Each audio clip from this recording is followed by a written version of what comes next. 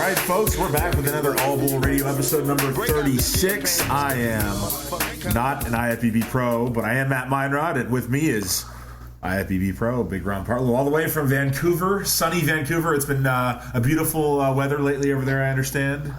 Yeah, not too bad. I must add that I am not a Matt Meinrod. There is only one Matt Meinrod. That is. There's something that each of us has that the other can never hope to attain. I am the professional Matt Meinrod. It's an industry of its own. I know. So I really enjoyed. We got to start off. Oh boy! I got to start off with Father Mike. You were funny over the weekend. You were glued to that show. I know, because I to be honest, I don't listen to like every show of everything. Like, I mean, I know some guys live on podcasts and stuff, but I'm more of a music guy, and I watch, I'm busy watching TV episodes I'm trying to, finish and stuff. So, and I don't do cardio. So, that's sort of, I have a 5-minute commute to work. So I just don't have these podcast opportunities. I hear people talk about how they listen to this on their way to work, and I'm like, how far is your drive to work? And they're like, an hour. And I just don't have that in my life. So I don't really have a lot of podcast time. But I had to listen to the first call out with your special guest host, Father Mike, on the weekend. I thought it was great. He did a great job. It was funny. And a lot was learned about Father Mike. What was your favorite thing you learned about Father Mike? Because he's been a guest on the show with me and Dave before, but we've never had him be the feature host. So it was funny to hear him. Well, first of all, it was funny to hear him recall the time that him and I had coffee. That was at the North Americans. It was after the prejudging, and I was just wandering around the mall, and I ran into Mike. There was nobody in the mall. It was like so dead, and I just ran randomly into Mike, and we sat down and had coffee for like 2 hours and bullshitted. It was funny, and I totally forgot about that until he mentioned it on the radio. So it was that was a flashback, and then hearing how you did really well on the space questions. I know you guessed on a bunch of them, and you guessed like really close. Like, what was that? You guessed 13 billion on the age of the universe, and the actual age was like 11.6. I mean, that's pretty close. When you're dealing in billions of years, that's pretty close. So yeah, you did good. And then it was funny to hear how absolutely nothing he knew about sports. He knew nothing. My girlfriend knows more about sports. Yeah, it was a little astonishing because how he set it up was a couple days before. Well, about 4 or 5 days before we were set to record. We record every Thursday evening. Dave says to me, "Matt, I can't make it," and I said to myself, well, instead of just bagging the show and waiting like 2 or 3 weeks for the next time to come up, I said, why don't we just get why don't we get Father Mike to see if he'll do it? And for guys that don't know, Father Mike is Mike Pulcinella. I guess we should allude to that for people that aren't. Yeah, Dave's older and definitely more responsible brother. Yes, exactly. So and I've known Mike through Dave for a few years now, and we have a good rapport. So he says to me when he agreed to do it, he goes, "Well, let's do some games because we love feeding each other shit." Because he's like it's just weird. Like he's this beta male. He's this really effeminate male. I know you give him the worst insult ever. You call him a beta. Well, he is. He doesn't do anything that guys do. Like he's known for making the Raising the Bar trilogy 1, 2, and 3, featuring his. He's an artist. He's an artist, but he doesn't like bodybuilding. He admits he's thrown into this industry. He works out for fitness and health occasionally. He doesn't do it to be like a hardcore bodybuilder, so he doesn't get anything that his brother does or what you do or even what I do to an extent.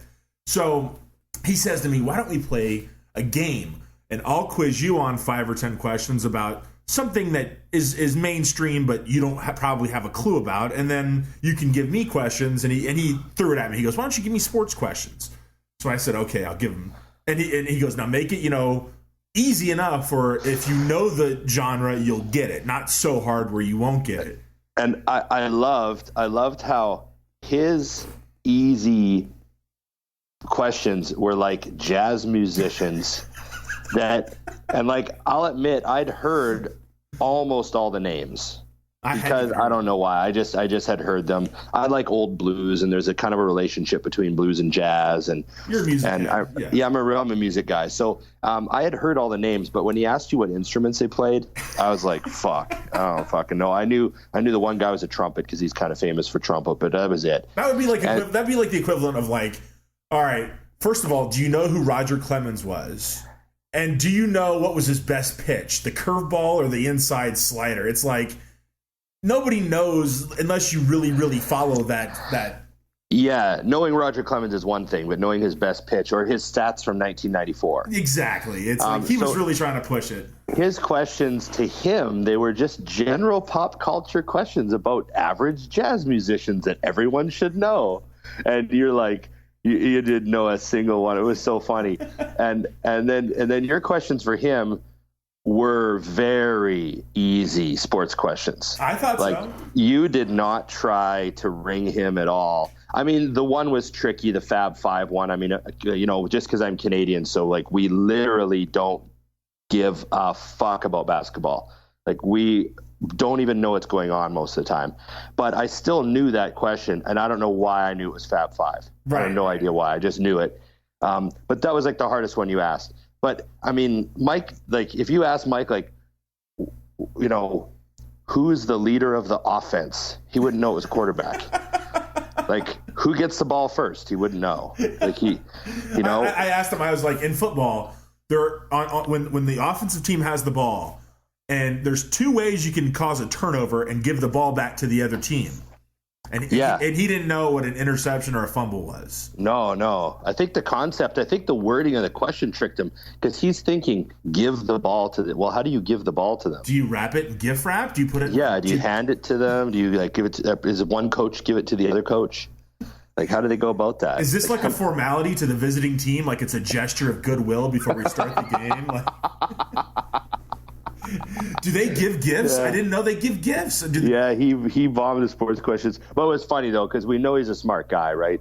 It's just like that everyone has that topic that they just fucking bomb on. I mean, I'd get hammered on. I mean, if you started asking me questions about how to fix a car, right, I'd just be like, I don't fucking know. But that, though, that's like, because the way he set it up to me was, all right, Matt, we're going to do mainstream. And what's funny is jazz is his mainstream, and sports are my mainstream. It's like jazz is one of the least mainstream forms of music there is.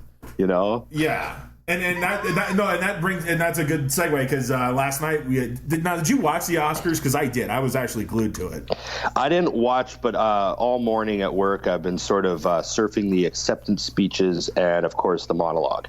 What did you think about the monologue? The Chris Rock, did you get the chance to watch it yet? Well, what I'm interested in, yes, I did watch it. I'm interested in the pushback to his lynching joke. I've seen a lot of people posting about how he went too far. I didn't think so. And this is exactly what I'm always talking about how people censor their speech so they don't disturb anyone's little bubble of happiness. And I love comedians that do this, comedians that make people kind of get uncomfortable and reflect on what actually happened. It's not like he's making shit up. It's sort of this revision of history that a lot of people wish they could do just to make everything pleasant. But Chris Rock comes out and he's like, no, fuck that. I'm making a lynching joke. Mm-hmm. And he makes a lynching joke and it fucking kills. And it was... it's pretty hard to make a lynching joke. That's like, say along the lines of making like a 9/11 joke or, a dead baby joke or, it's one of those sort of real sensitive topics. Well, very few people could have done it. Like there's probably 5 people in the world that could have done that joke and he's one of them. Right. Like Louis C.K. can do child molester jokes and it's hilarious. Right. Exactly. And stuff like that. Everyone's kind of got their niche, but Chris Rock come out, did the lynch joke, did all the black jokes. The lynch joke, for you guys don't know, it's basically how silly it was that black people are complaining in 2016, when they're back in 50, 60 years ago, they probably could have complained about it back then too, but there were other things that were more important, like grandma swinging from a tree, Yeah. It's like there were actually real issues to complain about back then, whereas now complaining Why were we complaining about the white Oscars back in the 60s? Well, grandma was swinging from a tree, that sort of thing. Yeah. And then my favorite joke was when he said how Jada Pinkett Smith was going to boycott the Oscars, and that was just like him boycotting Rihanna's panties when he's not invited. That's right. That's so true. That is so true. Yeah, I know. What'd you think about the winners and losers? Did you think they got it right? I think they nailed it. Yeah, I haven't seen all the movies, but I how you can tell, like when you can tell when something's weird is going on at the Oscars, and then you can tell when everyone sort of thinks that it's, making sense. I was really glad to see Spotlight win Best Picture. Yep, me too. And I haven't seen it yet, so I'm not saying that I think it's the Best Picture, but all I'm saying is that I love the fact that a movie about one of the most corrupt organizations the planet has ever seen, the Catholic Church, from the ground up, got exposed so badly in that movie. I'm hoping that movie helps destroy Catholicism in modern culture. I'm really hoping it's one of the real kind of pinnacles of its demise. It won't. Just for the same reason, crazy jihadists won't destroy the Muslim culture either. But I know Catholicism, though, is definitely losing a lot of. There's articles about how their churches are emptying and stuff like that. So we're definitely winning the war on that brand. I'm surprised because I really loved that movie. I thought the acting was pretty spot on, but I'm surprised there wasn't a Michael Keaton wasn't up for lead actor, or even Ruffalo. He might have been up for supporting, Mark Ruffalo, but right. None of them wanted. I was surprised. I did think DiCaprio deserved The Revenant. He was pretty awesome in that movie. One thing I loved about all the awards though last night was, outside of a few of them, I saw every movie. And the only one I didn't see that I wish I had seen was Room, where the woman was captured, and then I think it's based on a true story. Are you? Yeah, she raised her daughter in that room from all the way up to age 5 or 6 or something. Right. It's interesting because I hadn't heard of that movie at all until a couple weeks ago. Oh, really? And someone mentioned it to me, and I Googled it, and then I watched the trailer, and now I want to see it because she won Best Actress. So, it definitely looked interesting. It reminded me of an Australian movie I saw back a long time ago called Bad Boy Bubby, where this young boy was raised in an apartment, and his psycho mom told him that there was nothing outside, that was the world, and he never left the apartment ever. And then when he was 30 something years old, he ventured out into the world, and of course it's sort of disturbing and comedic at the same time, right? Because he's seeing cars for the first time and seeing other people, and so a lot of weird shit happens. But the sort of premise sort of reminded me of that movie, so I want to see it. Yeah, what's it called again? Bad Boy Bubby. Bad Boy Bubby. Huh. It's totally fucked up Australian movie, but it's worth it. They all have the G'day Mate accent and everything. Oh yeah, it's low budget, almost like Mad Max-ish, By the way, I did not like Mad Max. I watched it just because about 6 weeks ago, I guess, a month and a half ago. I didn't like it, but it cleaned house at the award show. Well, what did it win last night? Like the obscure awards. All the tech awards? Yeah, it didn't win anything for good acting. So I don't know if I mentioned this before, but I have my best friend from grade 5 into high school. We spent an enormous amount of time together. We grew up together. His name's Jason. Great guy. He was a skateboarder. We were really good friends. He was always into computers and back when only certain kids had computers, The real nerdy kid, yeah. Yeah, the nerdy kid had the computer, and he could type in DOS and all that sort of shit, before Nintendo even came out. Of course. And he was one of those kids, and he was always kind of the graphic, I want to get graphic design, and he was into that stuff. And then, we grew apart. We never spoke for, kind of the university years and all that stuff. And of course, with Facebook, we hooked back up and started talking again. And I was a couple years ago, I was just surfing through Facebook, and I saw these fucking posts coming up about him congratulations on your Oscar. What?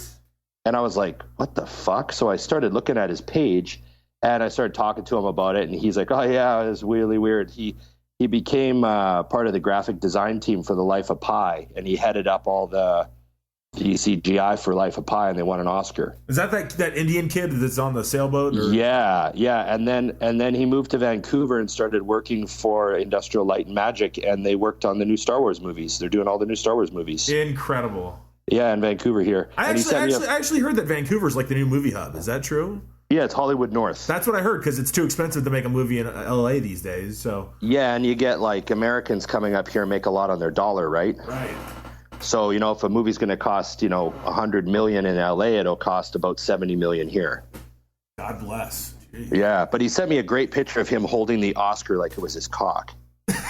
and it was really good. I was happy for him. That was the victory picture, Is he like super rich?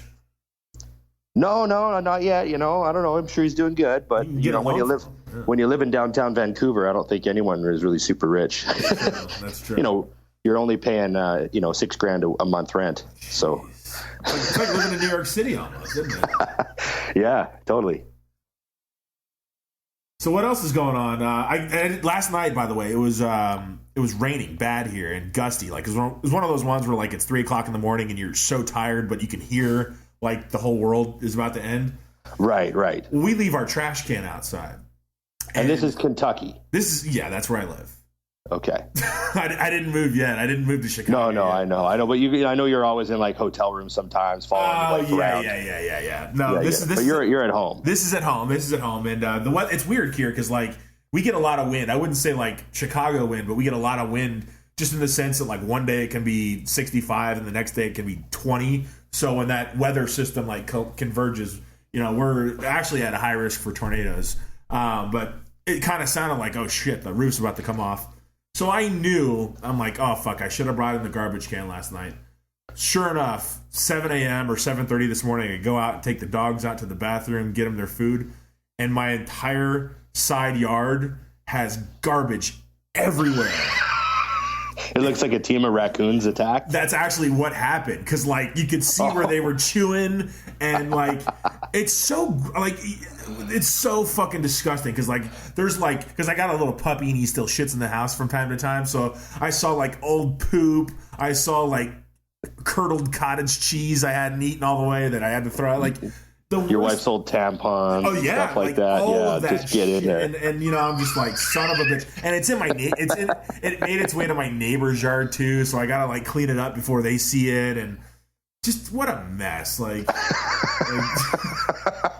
well, I had a home disappointment this weekend too. What did you have? But mine didn't involve garbage. Mine involved the exhilarating excitement of getting my new couch delivered. Oh yeah? And the extreme disappointment at realizing it doesn't fit in the spot what do you mean it's supposed to go. Well, it's one of those L sectionals. Yeah. Those kind of new style ones where the L is kind of almost a bed style. Yeah, it's kind of like an ottoman, but it's connected. Yeah, and it's like, so the one end almost is like a bed where you can kind of lay down, sit, and then the rest of it's like a couch. Yeah, I know what you mean. And, I figured, well, the couches I got are like, 7 years old, 8 years old. They've been sat on a lot, fucked on a lot. I'm a big, heavy guy. I wear stuff out, Absolutely. So I thought, let's get a new couch. We get this swanky new condo. We'll get something to match. So we ordered this L sectional. We're all excited about it. And they bring it in and they kind of put the pieces down. And then the delivery guys, and we got some bar stools for the, for the kitchen and stuff like that as well. So there's all these boxes all over, and the guys leave, and we're all excited, and we start kind of moving stuff around. And I realized that the fucking sectional doesn't fit in the living room. Oh. I don't know what the fuck I did, if I measured wrong, but I'm really good at that stuff. Like I fucking measured. I looked at the website. I looked at the length and the width, and I thought I knew what was going on.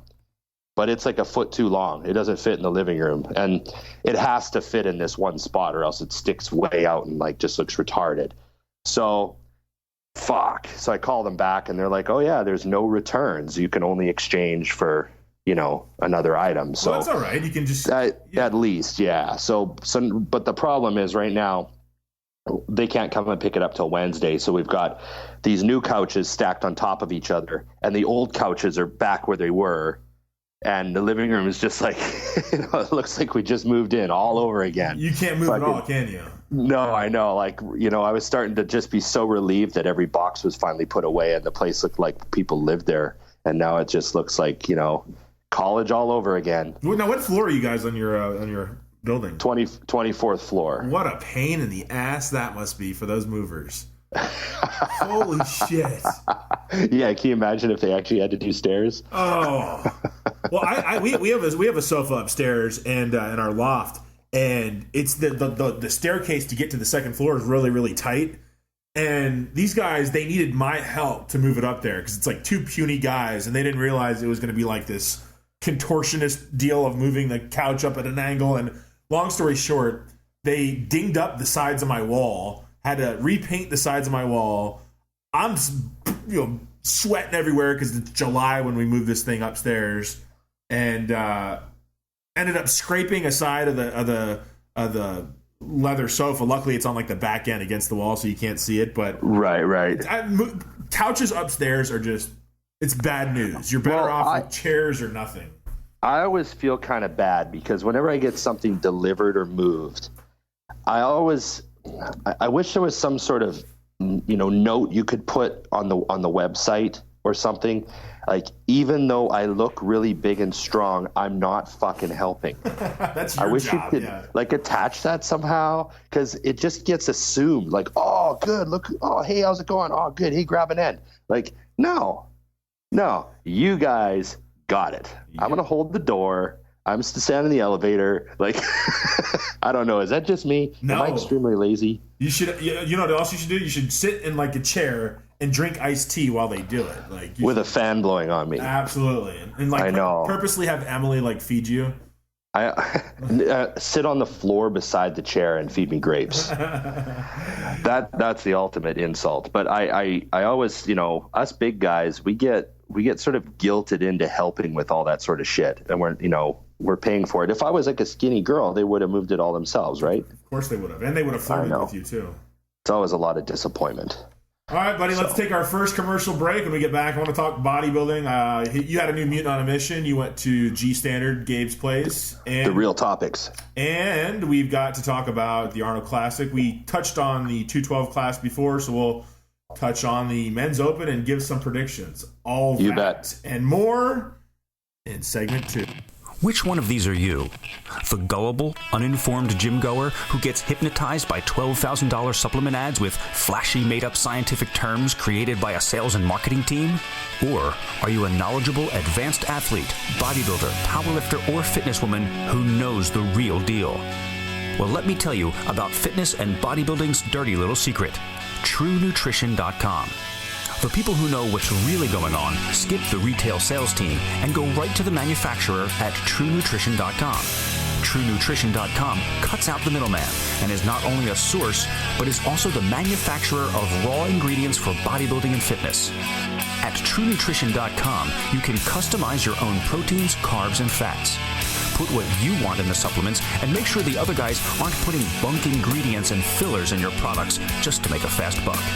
You can even customize your own oatmeals. You can use the do-it-yourself customizer to design your own supplements the way you want them designed. Stop being a newbie and start making your own supplements.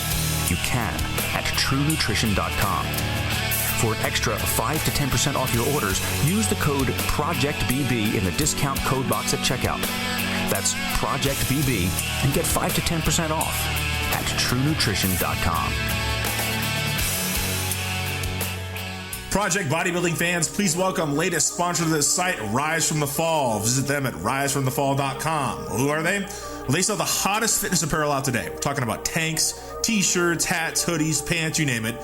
Sizes are in men's and women's, large and small. You won't find lame slogans on their clothes. We're not talking about killing or murdering or being hardcore. I just can't stand that stuff, and I don't want to see anybody wearing it, so we're not going to have that on the site. We don't put up with that at Projectbodybuilding.com, and neither should you. But what I do like about their clothes, they're all hand-pressed, they're all made locally in the USA, and the best of all, wait for it, their owners, Jillian and Brandon, are from the state of Delaware, just like Deli Meat Day. More reason to buy from risefromthefall.com. Use discount code RISEFROM15 at checkout for an extra 15% off. It's RISEFROM15. Once again, it's www.risefromthefall.com. It's not just an apparel company. It's one that we love. It's a Project Bodybuilding chance for you guys to look good in the gym and do it in style. Don't be douchey. RiseFromTheFall.com.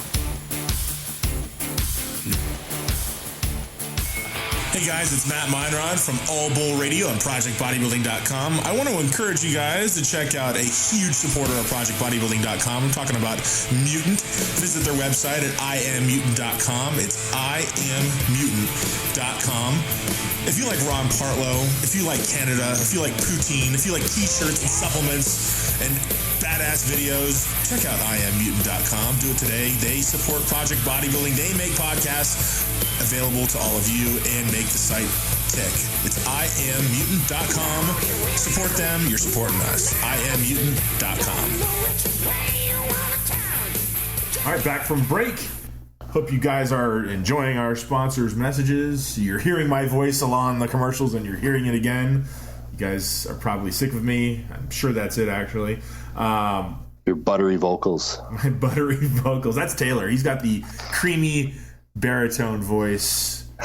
Yes, he does. He does have a very low voice. It's like even when he's excited, he's not totally excited either. So like it's very... He can kind of ooh you and woo you with his... It's Canadian. That's just what it is. You have this. Taylor sounds generally unimpressed about everything I've ever told him. You know what I mean? I'll tell him something and he's like, oh, that's interesting. I want to see him get excited. Like I want to see like somebody roll up on Christmas morning with like a brand new car and see if there's any emotion. He's going to listen to this and he's going to make sure to let me know I'm full of shit. So Right. All right, Arnold Classic. It's this weekend. I am not going. You're not going, but I'll be watching. Give a plug to our buddy Dan Solomon. You can watch it on digitalmuscle.com. Dan and I are friendly, so I can do one of those plugs. There you go. We've got 12 competitors. One man will be leaving with the championship. Who do you think it's going to be? Just go ahead and peel the Band-Aid off fast. Who do you think? Okay, well, I sort of broke this into three categories. Oh, okay. What do you got? It's what do we hope happens? Okay. What will actually happen? Okay. And then what would be best for bodybuilding? For them all to die. No. Right. This is just a huge sort of like tragic event to bring us all closer together in the end. Is that what we need? I think that's what we need. Yeah. Well, what I hope happens, I don't mean this in a bad way. Oh boy. You know, here we go. I have nothing personal against the guy. He's amazing. I just, for some reason, find myself not rooting for him. And if I ran into him, I'd love to have a chat with him. If he ever said, hey, let's catch a workout, I'd fucking love to train with him. Can I guess who you're going to say? Yep. Branch Warren.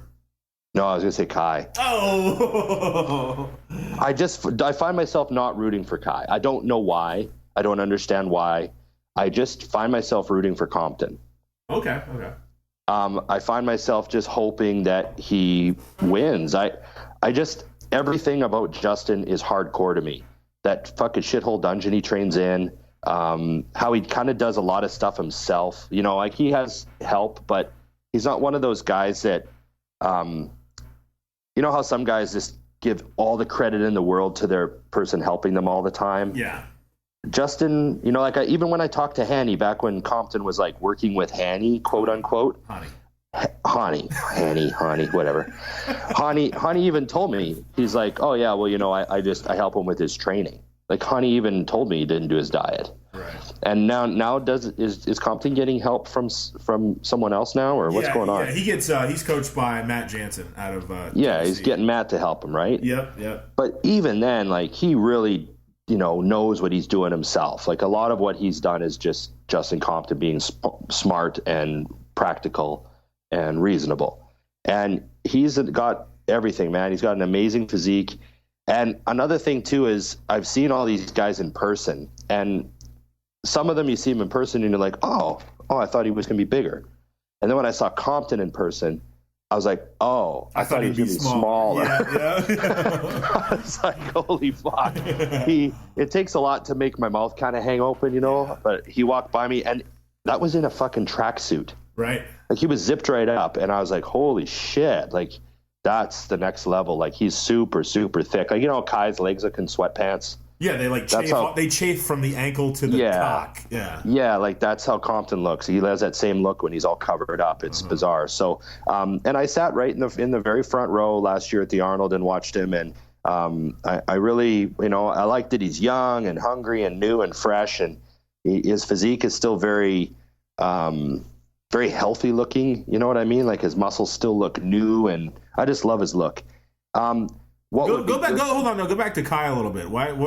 Expound more on why you are tired of him, or whatever word you use. Well, it's probably not even Kai's fault. It's I don't even think it has anything to do with Kai. I think it's the whole.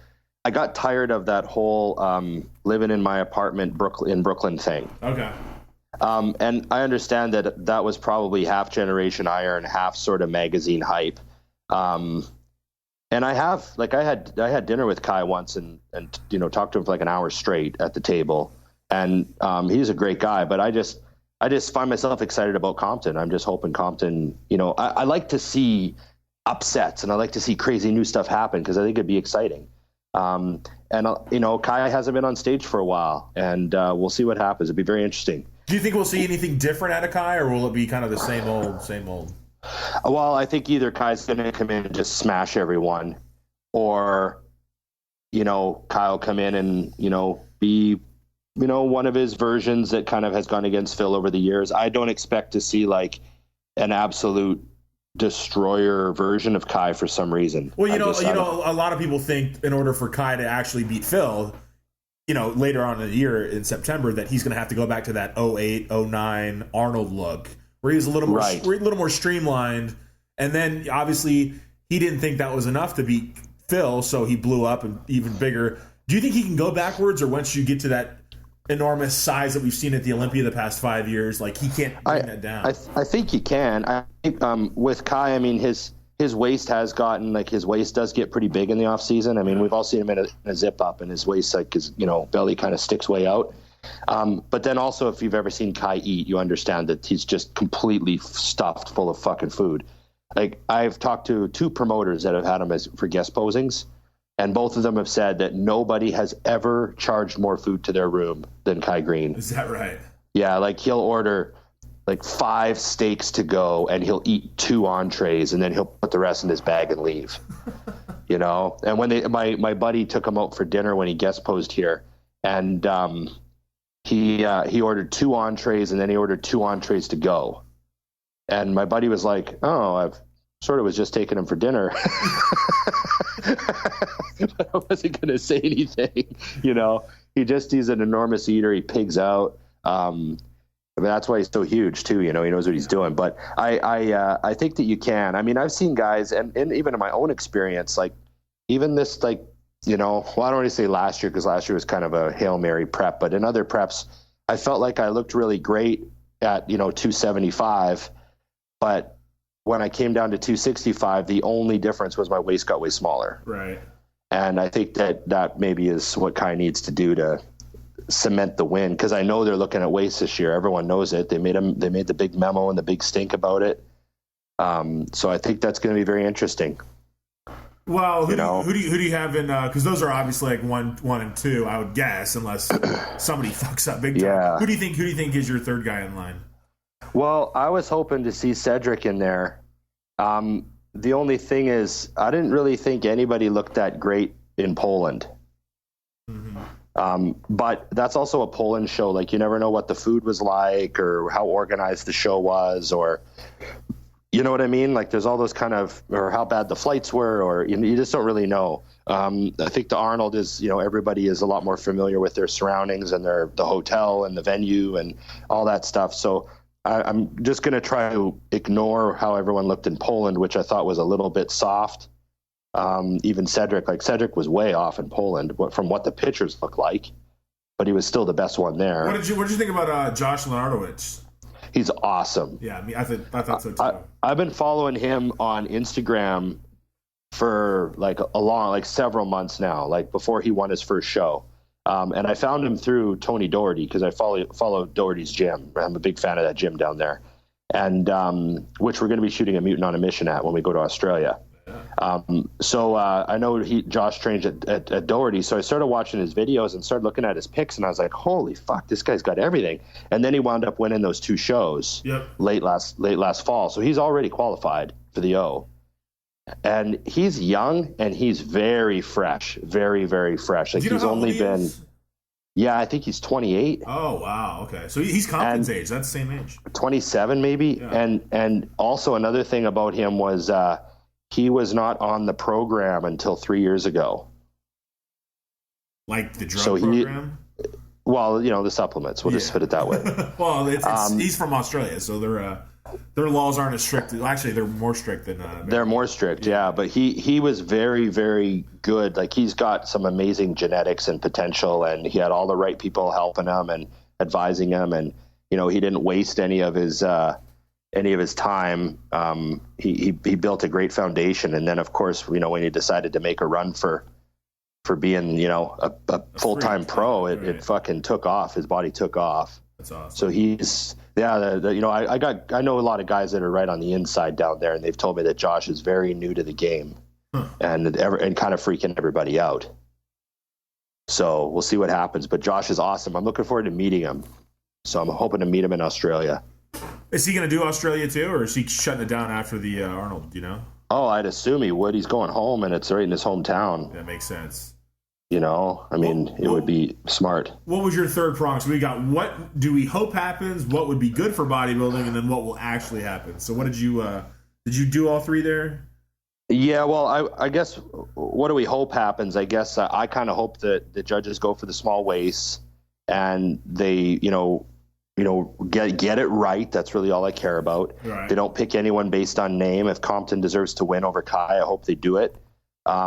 What would be good for bodybuilding? Well, I think it's good for bodybuilding when the judges get the placings right. I think that's essentially what's best. What will actually happen? I don't know. Do you think Branch is going to wind up in the top 3 again? Oh, that scares the shit out of me. It really does, because when you think about, like, you want to discount the Polish or the we'll call it the Arnold Classic results from this past weekend, and I think he got 3rd. He was behind Leonardowitz and who won the damn show? Cedric, thank you, and Tony Freeman was in 4th.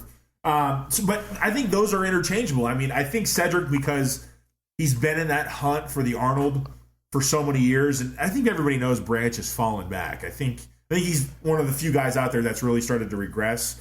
But damn it, if that Arnold crew doesn't just love him. They absolutely love him. So they do, and I also have to make the point that I also really, really respect Branch Warren. But when it comes to judging a show at this point, looking at the physiques, I mean, I just don't see how he can beat. Even with the conditioning thing, like, even though he's made of granite, and fuck, that's a sick level of conditioning he brings in quite often. I still just see the flaws are lining up, and I just don't want to see, Compton in 4th behind him. You know what I mean? If they're both shredded. Yeah, agreed with that. You know what I mean? You know what I'm saying, right? Oh yeah, exactly. So I'm gonna say for my what do I hope happens? I hope that because I really like Compton. I've interviewed him before, and he's a good guy, and he's the future of bodybuilding. I think he's at that stage where he can get some momentum. He could potentially beat Heath, and then be that guy that everybody rallies behind, kind of like a Cutler. Yeah, totally. And be the future of bodybuilding. So I'd like to see this be like the first step towards that eventual reign. I think Kyle gets second, just because I think it would be good for bodybuilding if we can get off of this Phil versus Kai thing once we get to the Olympia. I actually think it would be good for bodybuilding if Kai didn't win, and I know that sounds mean, but it's not meant to be. But if it was, if it's Kai, then it's back to Phil and Kai again, right? Everyone's just going to talk about Phil and Kai all year again. Exactly, and I'm not against it being a 3-man race at the Olympia, but I think it's just because Kai's always going to be there, just because he's always going to be a threat because he's that good. Yeah. But we need new blood. So that's I want to see. But I have more. I guess I have another part 2 to that. I want to see Cody Montgomery beat Evan Centopani. Oh, okay. I don't care where they place. I've got in my prediction. I've got Cody as I got Cody in 10th, and I've got Evan in 8th. But I would love to see Cody somehow leapfrog Evan. And do you have a reasoning for that? You just think you like the new blood, or you want to see Evan kind of take a hit, or what? I think all of the above. I really think Cody is going to be part of that next wave of bodybuilders who are going to be exciting to watch. Now, I don't know if he'll ever be an Olympian, but or I don't know if he'll ever win the Olympia. I think he'll definitely be on the Olympia stage, but I think it's going to be good for the sport. He's only 22 years old. But the other thing is, Evan declined my offer for an interview earlier this year, and he's a dickhead for that. So, and Cody did not decline my interview offer, and we talked together about 6 months ago before he turned pro. So, props to Cody for coming on Inside Bodybuilding. And then, I'm curious. I just want to see what Tony Freeman can do, because he took a lot of time off last year. I know, he placed 4th this past weekend, but I'm sure he might not have been 100% for the Lavroni show. And then just one little more thing, and I'll let you chime in, is what would be good for the sport, and that would be Juan Morel taking his physique to the next level so he can then get in the conversation with some of these guys. Yep, good point. I have him at 4th. I have him above guys like Lenardowitz. I have him above Max Charles, who I have at 6th. I have him above Branch Warren. But if he can really improve, because his upper body's always been great, his conditioning's always been great, his legs have been good, but I think they've been a little thin compared to his upper body. And I haven't really ever loved his posing either. So I think if he can kind of keep improving upon all of that, and he's one of these guys. He's a lot like Compton. He loves bodybuilding. He's not afraid to get fat and ugly in the off season. He's not afraid to eat 12,000 calories on a cheat meal. He does all the things that a lot of guys might not want to do because they're thinking about their long-term health, or they're worried about their joints. He's the guy that's going to deadlift 700 pounds a week out. Yeah, or front squat 4 plates with kind of rough form, but it looks good on camera. and he does it because he thinks it's going to help, not because. Yeah. I kind of appreciate that. He's almost like these guys I used to play football with that had one speed and one speed only, and you knew it was eventually going to knock them out of the sport, but boy, were they tough while they were in it, and then a lot of those guys made the NFL, which was the goal to begin with. Exactly. So right, you make the big time. That kind of mentality might burn your candle out fast, but boy, it was a hot candle while it lasted. So yeah, and there's one little thing I want to add is, as a competitor, I never cared. I was always a fan of Dorian back in the day, because he ignored everything and just did his work, right? Right. But now that I'm older and I'm looking at the sport from a business point of view, and I'm looking at the industry, I'm still a fan, right? We're all still fans. I really love how Cody, because he's young and he has that different mindset, he's using social media in such a great way to promote himself and connect with the fans. Same with Compton. Compton's doing a really good job of the social media. The pictures that are coming out of him, the training clips, they're all motivational and inspiring. Whereas a guy like Evan doesn't really do anything. So it really hurts my excitement for him. Yeah. I don't really know what he's doing. I'm unable to care, because there's not really nothing to look at. Does that make sense? It does. And the thing with Evan is he came up in the late 2000s, 06, 07, 08, 09, right before everybody was really caught on. Social media was around, but not everybody was using it. So he was relying so heavily on his sponsors, MD and Animal, to put himself out there to the world for him. And I think for the most part, Animal still does it, and you guys do it. But if you're not taking it upon yourself to be your own personal brand ambassador, then I think the fans are really missing out on something. It's like yourself. You do tons of stuff with Mutant, but you also do shows like this that isn't really attached to Mutant, even though they sponsored the show. This is you doing you. Yeah, exactly. So I tell that to all the guys that we sponsor too. I say, listen, we're going to get your name out there, but our resources are limited. We only have so much time and money to shoot videos. So when we're not shooting you, don't just sit around and wait for us to shoot you. Mm-hmm. Get out there and shoot yourself. And then you'll be more valuable to us in the long run. So, a lot of guys wonder why their contracts don't get renewed or whatever, but you have to show value on your own. Exactly. Hey, that's a good segue, though. I just saw you guys release the new Mutant on a Mission. Very exciting. Okay. It was the G Standard. You were at Gabe's gym in Tacoma, Washington, and you guys got a delt workout in. And right.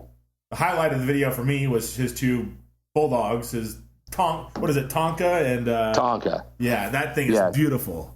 Yeah, Tonka is an amazing bulldog. Not only is he like, I guess from a show dog perspective, he's like perfect. Mm-hmm. He comes from really good breeding stock. Apparently his dad is like whatever they call them, blue ribbon winners or something. Okay. I don't know what the fuck they are, but those show dogs. Yeah.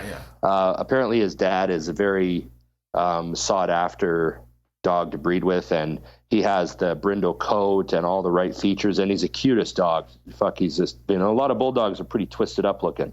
He's actually got a symmetrical face. It's funny. He's like the Denzel Washington of bulldogs. But Tonka's a great dog, and he's really well mannered and behaved. And Trixie is their friend's puppy, who she had just gotten that puppy. So that puppy was just kind of new to the gym. It was just kind of hanging out there. Okay. But yeah, that was a lot of fun. We shot Gabe's gym mainly because, he had just rebranded it. It was called Flex Fitness for so long when Stan owned it. Yep, Stan everything. Yep. Yeah, and they had the Flex Wheeler sign and everything like that, right? And then after Stan handed the gym off to Gabe, Gabe worked on getting it rebranded and everything. So, we wanted to obviously support Gabe, but we also like to shoot there. It's a great gym to film in because we can run the show and, we don't have to worry about management and, all that stuff. And also we wanted to contrast, we're trying to shoot at different types of gyms. We shot at Bev Francis, we shot at, like Elite FTS, we've got an episode coming up from Quad's gym in Chicago. So all these gyms are totally different. Quad's is a lot more like Bev's, whereas Elite is a lot more like the Warhouse, like private. And then Gabe's gym is sort of like, that could be, there's a million gyms like that in America. They're just, little 4,000 square foot gyms with some basic equipment in them. But Gabe has brought in, great leg equipment, the monolift, all the plucking. He's got like 100 plates in there, the dumbbells, the music's cranked. He's turned what would normally be just a normal little, neighborhood gym into a really great place to train. And I love going down there to bust a workout, whether the cameras are on us or not. So we decided let's do an episode there. And not only just, kind of as a gesture to Gabe, but also because we think it's a great gym. Where would you rank it among some of your favorites that you visited? Well, it's Gabe is building that gym. So it's not like it has the history of a Bev Francis or a Quads or something like that. I would say Bev's and Quads are probably my two favorite gyms that we've filmed at, just because I'm such a history buff, but Gabe's will become a place with some history in it. He's got all these young competitors training there now that are, guys that do the Emerald Cup and winning. And, one of the girls that works for him there just turned pro at the North Americans. And so he's building that gym. And I would really like to see the walls covered in photos like they are at Bev's, and him have to move locations to expand or take over the bay behind him. Like that sort of thing is in the future for him. For sure. So I'm looking forward to it. And I also just wanted to show everyone out there, like, these gyms are around you. Just because you drive by the fucking 24-hour fitness on your way to work doesn't mean that's the only gym. Like, go into the industrial area a few blocks. There's gyms like this. You just don't know about them. You're right. You're right about that. You know where you got to go? You got to go to Pekulski's gym down in Tampa. Yeah, we've talked to Ben a couple times about that, and he was supposed to get back to us about the SciTech approval because he wanted to get approval from SciTech to appear in our video. And that sort of took a long time, and we never heard back, and then we asked again, and then we never heard back. And so, Ben has said yes a few times, but he hasn't really confirmed anything with us. We are excited about our next trip, though, and I can tell the listeners now our next trip is a 2-gym stop. We're filming 2 episodes. One is going to be at Mike Rashid's new Iron Addicts in Miami. Ooh. And he's got lots of followers. Yeah, he's got lots of followers. It'll be a great place. He's got that beautiful mural there that the Meat Axe just painted. So it's going to be a cool gym to shoot at. And then we're going to fly up to PA and see Rob and Dana at their public warehouse. Ah, yeah, you've been to the private one, and now you're going to the... Yeah, so that's the next trip for Mutant on a Mission. We're going to have a couple of great episodes coming up. Do they actually train at the public one, or do they still train at their, own? As far as I know, their own warehouse gym is no longer. I think they needed that space for the warehouse. No kidding. Okay. Yeah, so I think that they've kind of expanded their operation to take over that side of the warehouse, and then the room that they had left, I believe, is now a skate park. I think you need half pipes and quarter pipes and wedge ramps. He's officially lost his mind. That's He's officially lost his mind. Rob, can you imagine being at a business meeting with Rob Bailey? No. You know, what are we going to do with this? We got 10,000 square feet here. What are we going to do with this? Any ideas? And then, fucking Rags puts his hand up and says, "Oh, how about a skate park?" And Rob goes, "Good idea. Have it built." You know what's going to happen too? Like, he's going to eventually have like an indoor archery room. He's going to have like a paintball area. He's going to have a driving range with what's next? What's the miniature cars? What the fuck's that called? Like the go-karts? Go-karts. He's going to do go-karts soon. He's going to have a full track. He's going to need more land.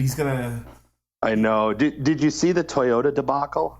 Well, I know he builds and soups up Toyotas, but what's he had this fantastic video that he put up. Toyota fucked him out of $24,000. Really? Yeah, there was obviously an accident, but he was pretty pissed about it. There's this long story about how he financed a truck, and he never finances anything because he likes to just buy stuff. But he thought, well, I don't really want to spend all the cash right now, so I'll put 20 grand down and I'll finance 24 grand of it. And he's never financed anything before, and it was the first new vehicle he ever bought. So he financed 24 grand worth of truck, and he drove the truck home. And then 3 months later, they called him and said that he was behind on payments. And he was like, what the fuck? And then it turns out they didn't have any of his information for some reason. They didn't have his address. They didn't have his banking info. And he was like, what the fuck? I gave this all to you guys. How could you let me drive it off the lot without this info, Right. So they apologized profusely, and they straightened it all out. And then the next month he was behind again. And he was like, okay, you guys don't know what the fuck you're doing. How about I just pay for the truck? So he just wrote a check for 24 grand and mailed it to them. And he's like, fuck it, I'll just buy it. He's never going to, at that point, he will never go back to financing ever again. Right, he's done. You know how Rob is. So he just sends a check, and then a month later, his accountant calls him. And I might get the story a little wrong, but it's generally right. His accountant goes, "Hey, that check never went through. I'm still waiting to see that check on your bank, So he calls Toyota, and they're like, "Oh, we never got a check, and you're behind another payment." And he's like, "Oh, you fucking guys." So he writes another check and overnights it. And this is on a Thursday night or something, right? And he overnights it. And the next day, they cash both checks. So now they owe him 24 grand. And he's like, okay, well, send me my 24 grand, now. And they're like, no problem. You'll get it in 5 to 6 weeks.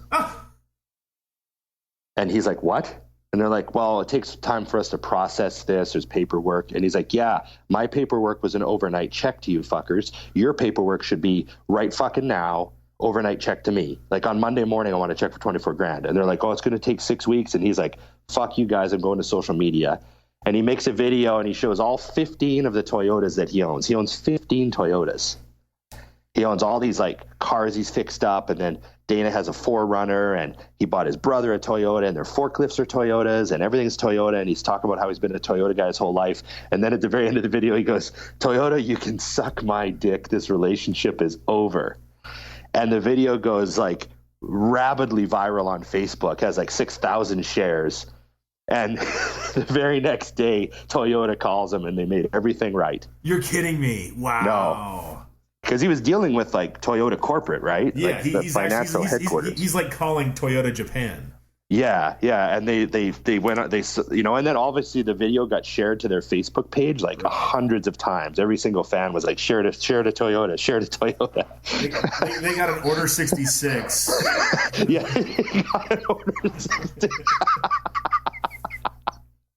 Oh man, what's more powerful than Genova? Yes. So yeah, it was pretty good. I thought it was a good laugh, but it's good to see. It's interesting to see the power of social media.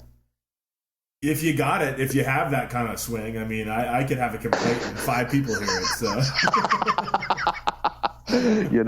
Yeah, so it's all fixed now. Apparently the love affair is back on. They've reignited their... I was going to say, is there a part 2 video where he puts all 15 of his Toyotas up for sale and sells them to rabid fans? Like, Dana will sign them and take a picture if you buy it. Gone in 15 minutes. It'll be like, well, that's what they do at Flag Nor Fail. Like, they do a special and inventory's gone in 60 seconds. Yeah, they do those under 100s. Yeah. Where they only make 100 or 99 or something, and it's like time doesn't even really factor into it. It's just automatically. And he's such a good guy. He doesn't like price gouge everybody. Like, I'd be like, all right, this T-shirt's $500. There's only going to be 100. I know. It's like $34.99, same as before. There's only 100. He needs to go back to business class, kind of, but apparently not. But kind of. Anyway, let's go to commercial break. When we get back, I want to talk. We're going to talk a little politics. I want to talk I'm going to give the most up to date info on my testosterone battle with my doctors.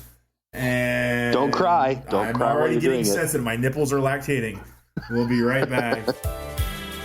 Evolution Peptides is Project Bodybuilding's first and most loyal peptide and research source.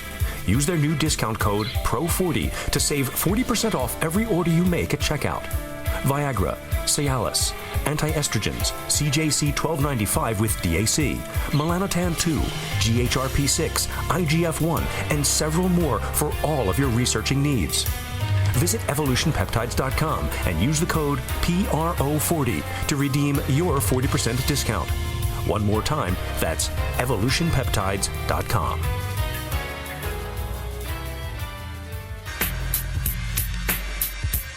Project Bodybuilding is proud and honored to welcome Dynamic Muscle to the site, introducing Kai Green's official line of supplements, including the pre-workout Savage Roar, the pump producer Gamma Ray, the potent fat burner Eviscerate, and his testosterone enhancer Warbringer.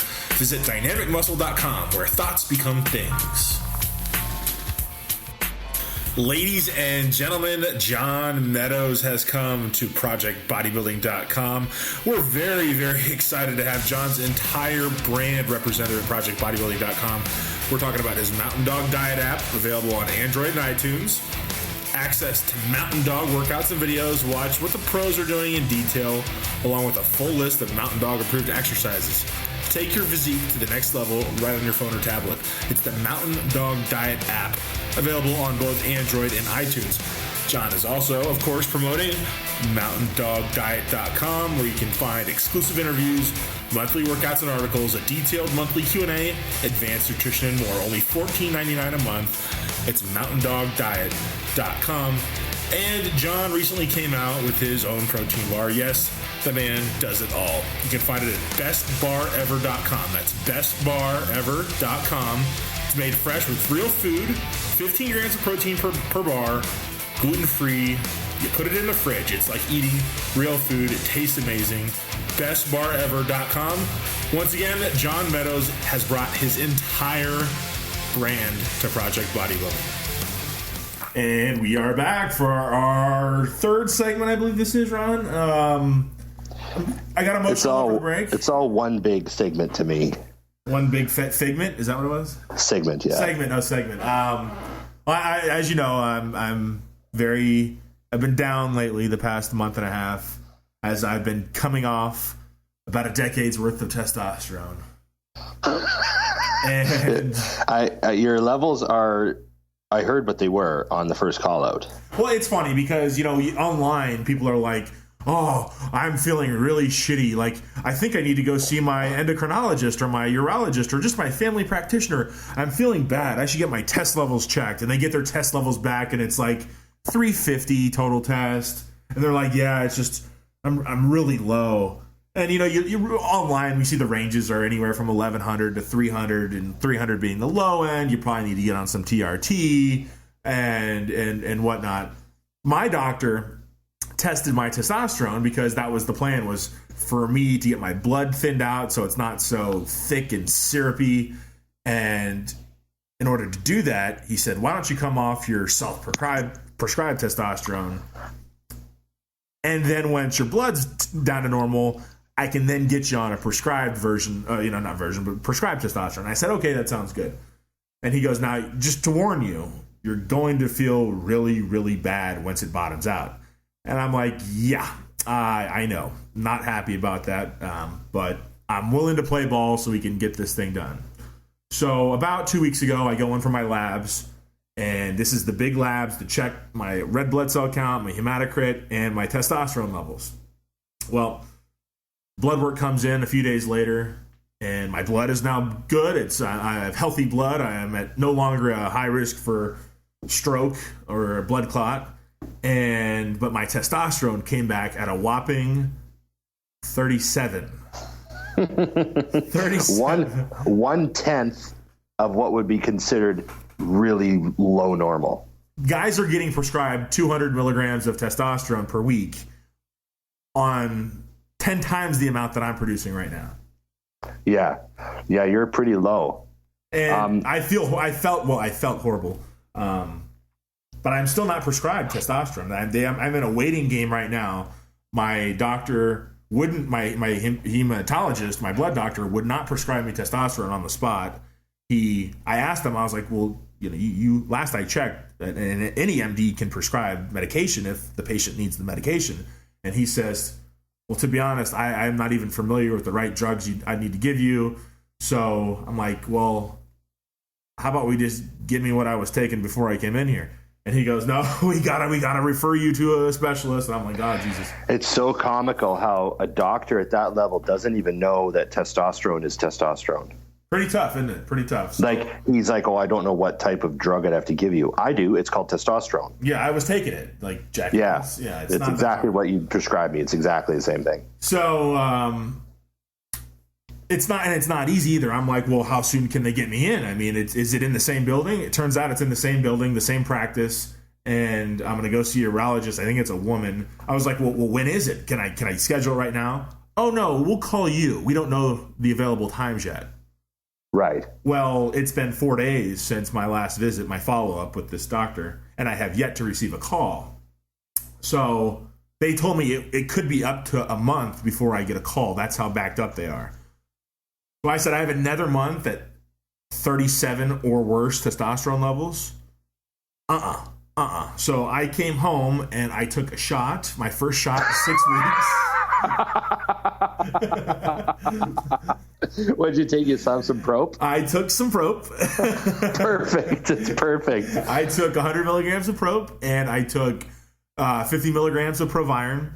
And I am 2 shots deep, so I've, as a matter of fact, tomorrow I got another 100 milligrams of Prop. How often are you doing it? I'm going to do it until, well, here's my plan. Like every 5 days or something? No, I'm doing it right now. I've done 2 shots. I did a shot last Thursday. I did a shot last Saturday. No, I'm sorry. I did a shot on Friday, and I did a shot on Sunday. And I'm going to do a shot on Tuesday, Thursday, Saturday, just alternate every other day. Oh, okay. Until I feel better, and then because I'm starting to snap back, but I'm not all the way there yet. But I definitely feel better. So your wife's just gonna get fucking slammed on like Wednesday night. Probably as soon as it really feels charged up. She'll be in the kitchen doing something, and you'll just be like, "Babe, upstairs now." No, that's actually how it usuly goes anyway. But right. And she'll be happy. She'll be happy to have you back. It's no bullshit though. For the past 4 or 5 weeks, we've been like it's for real. Like we've been at each other, like fighting and shit. And we never fight, and it's like, why am I doing this? Like this is bullshit. And she, of course, she doesn't understand it. Like the doctor told her this could happen. I told her I'm going to be irritable, but it's like you don't know until you know, and it's just like it's horrible. Like I don't recommend this for anybody. I told that to my doctor, the doctor that wouldn't prescribe me anything. I'm like, this is unacceptable. I'm like giving him this face, like this is just bad. Like it's affecting my marriage. It's affecting my favorite hobby, working out. It's affecting my attitude. It's affecting everything in my life. And he just gave me the stone cold Steve Austin face. Well, we're going to refer you. It could be another 4 to 6 weeks. I'm like, I was ready to tell him to go fuck off, but. And it's funny because he doesn't even understand why he's referring you. Like, does he think it's going to bounce back to normal in like another month? Oh, just give it 1 more month. I don't know what he's thinking. I have no clue what he's thinking outside of the fact he doesn't want to deal with it. I just think he just would rather pass it off to the various channels, give that doctor more business. bill an insurance company for another appointment? At least probably one, if not two, because they said if it's a month wait, then I'm gonna have to get new labs. So I'm gonna have to postpone the probe again to have the test. I don't know how quickly. 10 days. I was gonna say 10 days is probably enough. 10 days it'll be like, well, if 5 days it'll be low, but 10 days it'll be like it never happened. Okay, so there you go. As long as it's really probe, and someone doesn't like put anything in there or something. Well, yeah, but you'll be fine. Probe's cheap. I don't know anybody that's faking probe. Yeah, you're right. It's like the safest bet out there. Exactly. So that's been my experience, but unfortunately, like boners aren't back yet. So I'm praying. I'm only 2 shots deep. So I'll be really thrilled when I watch like Jennifer Aniston commercials and I get boned up again. That'll be fantastic. You know what the funny thing is the people who just don't understand how that feels, you can never explain it to them. Mm-mm. Like, oh yeah, you're more tired. It's like, no. I'm like, I don't care about anything. Mm-hmm, mm-hmm. Like nothing excites me. You could say, hey, let's go to fucking, this great place and have a great meal and go see the movie you've been dying to see all year. And you're like, I don't know, my shoes are all the way over there. And nothing it's true though. Like nothing makes you happy. It's like we could like your scenario, have a great dinner, go to the movie and whatever. That's no good. But then if I just sit in my house and stare at the TV, that's no good. Or if I go have a conversation with my mom or my dad, that's no good. Or it's like anything somebody says to you, you're extra short with because you don't really, nothing feels good. And it's just conversation doesn't feel good. Work doesn't feel good. You don't want to train. You just, sex isn't even on the table. It's bad. I feel bad. I honestly do feel bad for guys that aren't in this industry of ours where they don't know. Like, we know because we're so sensitive to it, But yeah, the great example of that is there's a book. I don't know the name of the book, but the guy was on Joe Rogan being interviewed a long, long time ago. Like back before Rogan was huge, like, back in like 2011 when he was just starting his podcast or whatever. And he had this guy on, they were talking about hormone replacement. And this was a normal dude. So he wasn't from the fitness world or the sport world at all. And he was this normal guy who had just lived his life the way he thought was normal. And then one day he was walking across a bridge. And he just started thinking, I should just jump off this bridge. Because then I don't have to go to this meeting. Jesus. Because he had like a meeting to go to. And he was like, I should just jump off this bridge because, like, this meeting, I really don't want to go to this meeting. Like, that would solve the problem of having to go to this meeting. And then he started thinking, oh, that's really fucked up that I'd want to jump off a bridge. Like, that's not normal. And he started just thinking how fucked up that was. And it really kind of stuck with him. And then for the next couple of days, he started realizing how often he thought that. And then he's like, yeah, that can't be normal. I got to do some reading, So he started reading about it, and he came across stuff about testosterone deficiency, and he realized that he was 50 years old. And he started thinking about the last time he'd had fun. And he was like, I used to have fun when I was in my 20s. And then I had a little bit of fun in my 30s, but I don't really remember having fun since then. Like 20 fucking years had gone by. But he was a normal dude, so he just didn't understand endocrinology or hormones or any of that stuff. He was just living what he thought was a normal life. And so anyways, he went and he did some Googling on the internet, and he went and got some blood work done. And his test levels came back like super low, like way below normal, like 37. What a dick. And he also he'd also decided he was going to be celibate. Like he'd made this decision to be celibate because like his first marriage didn't work out and he didn't really care about sex. He's like, sex is weird. People who like sex all the time, they're preoccupied with themselves and blah, blah, blah. He had all these weird outlooks. And so he got on some testosterone replacement, and he said that the most incredible metaphor he could give for how he felt within 1 week of getting his first shot of testosterone, he said he felt like his entire world went from black and white to color. Yeah. And he said that he started being like really attracted to women and really excited about things. And he just couldn't fucking believe that he'd spent 20 years of his life in that hole. And he didn't even know it. Could you imagine if like throughout your 20s and early 30s, you feel very vibrant. You're a young man and you're having fun and you're attracted to women and you're thinking about sex. And then all of a sudden your testosterone goes in the toilet and you go celibate and you don't think about sex. And then all of a sudden you find testosterone replacement and all of a sudden you're attracted to men. Like, I took the wrong testosterone. What the hell happened to me? I get off the testosterone. Yeah. So, yeah, it was very interesting to hear his story because it was such a non-fitness side of things. You know what I mean? It didn't have anything to do with how he looked. It was just totally the fact that he rediscovered life. And so he was on this crusade to get men to get tested. And he was also on a mental health crusade. He was on this crusade to get, if you're 40 or 50 and you're depressed, fucking don't just look at your workplace and your family and, what happened with your last job. Look at your hormones. Like, your fucking hormones are probably fucked up. Yeah. And so he was trying to kind of attack the problem from a different angle. And it was really interesting to hear him describe getting back on testosterone. And he started taking martial arts, and that's how him and Joe sort of had a connection, right? I got you. He got into martial arts because he wanted to get fit, because all of a sudden his body worked again, and just all this fucking weird shit. But yeah, they just don't get it, Another thing that's funny is how people say, oh, well, what if you mess up your testosterone? You'll have to be on that for life. And how our answer is like, yeah, and? Yeah, that's a good thing. Like, after I'm 40, I'm going to be on for life anyway. So I'm already 40. So we're all past that whole point of not taking it. The last thing I want to be is 60. I think there's a whole massive group of people in the world that are afraid of needles. Yeah. They think that all the time. Yeah, they think that that's a point they can make, and it's like, nah, I'm way past that. I've done everyday injections for 12 weeks at a time.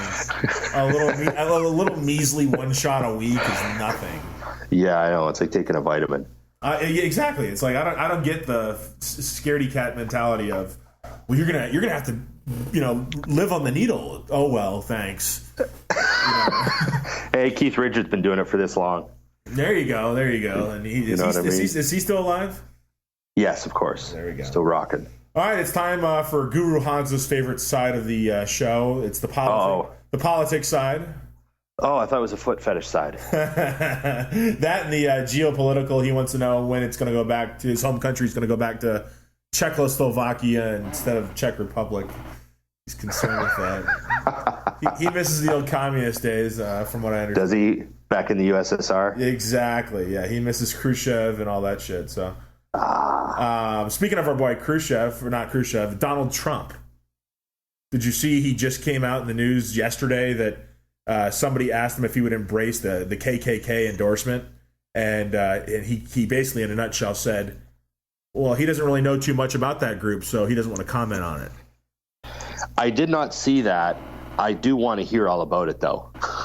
He actually said that? Yeah, he's got the big Super Tuesday elections coming up tomorrow, and I think he thinks that in the South that it's still 1960s southeastern United States where most of the hillbillies are racist, and there is racism still is alive and well in the South, but it's definitely not like it was 50 years ago.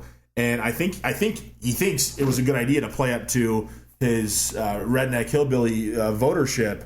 And he didn't go either way, yay or nay. But the head, I can't think of the guy's name, but he's the head of the Ku Klux Klan, endorsed him. And most people in the media are saying, or not most people, all people in the media are saying, denounce that bid. Push it away. Pretend you don't accept his endorsement. But Trump basically said, I'll have to look into their initiative and get back to you. He played it really dumb, like. I think everybody knows that the KKK is white power. Like, I think everybody knows that they're against any race but themselves. Do you think it will hurt him in any way? Absolutely not. Absolutely not. I think he's said everything that could possibly be said, and he is Teflon at this point. But to that point, I think he's Teflon only in the Republican primary. I think he's going to run into a big shitstorm once he makes it to the general election this fall. Right. That's insane. I'm amazed that he didn't at least make that move, pushing them away, you know? You think That's so? a KK. Yeah. I mean, there's lots of room for him to make, you know, really great soundbite quotes about them too. Like he could have really played it up in his favor. But I guess he thinks that any group that supports him, he'll take them and all their followers, and he'll do it in a way that doesn't alienate any of his other supporters. Exactly right. Actually, I heard before this happened, I heard he didn't want anybody to endorse him. That's what I heard. He didn't think it was necessary. He thought his base of fans were big enough, and he didn't need anybody. And then Chris Christie came out and endorsed them. And now, didn't he make fun of Chris Christie? Well, that's the funny thing. Exactly, he made fun of everybody. And but Chris Christie was actually very logical. He said, "Listen, whether you like Trump or you don't like Trump, he's the guy who's going to come out and have a chance at Hillary or Bernie. These other guys, Cruz and Rubio, if they can beat Trump, they're going to get squashed in a general. So if you like the Republican Party, you had better get on board with Trump." That was his message. So that's why he was endorsing him. Well, he's right. I agree. He's right. I think if Cruz or Rubio make it, which I don't think in a chance in hell they're going to, but if they do, I think Hillary or Bernie will have an easy victory. I have to say, I just love his quotes. Trump's, like, yes. Trump's quotes. I saw a great montage video on Facebook the other day of, you know, he called the one guy a basket case. You're a complete basket case. And then throw him out in the cold. Don't even give him his coat. You know, like the lines he drops on people like that. Look at the one guy complaining about food stamps is grossly obese. Yeah. That was the best line. You know, they're throwing that lady out and he's yelling USA, USA.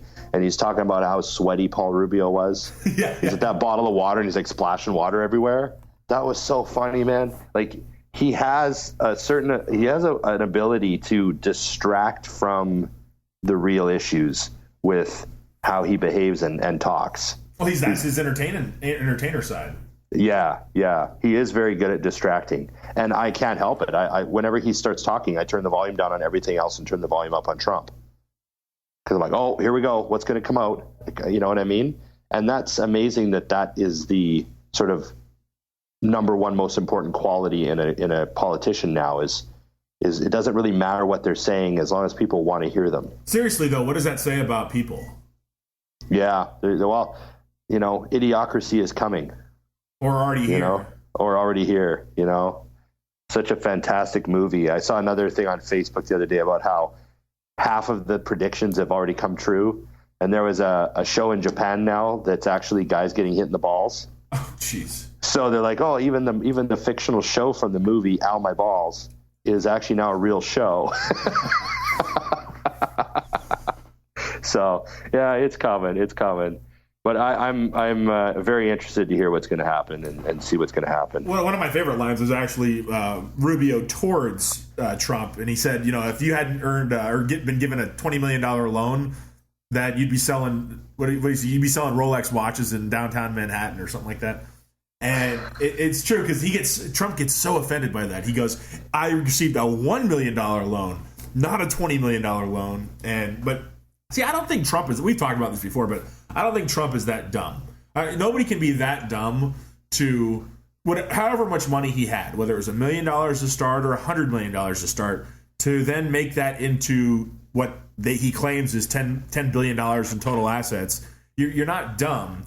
And the fact that and to get to that route, the key of it, in my opinion, of it is knowing how to navigate the waters. It's not that you're necessarily smarter than somebody that went to Harvard or Yale, but which, you know, Trump did go to Wharton, but you know how to navigate. You know how to talk to the right people. You know how to massage the right people. You know how to do this. You know how to do that. And a lot of these people, you know, he said it perfectly. He goes, every other country that's successful, whether it's China, Mexico's an upcoming country, several countries in Europe, their negotiators are so much better than the politicians that are pumping out of Washington. And you know, just because you're a politician doesn't mean you know how to talk business. And essentially, what goes on in politics is business.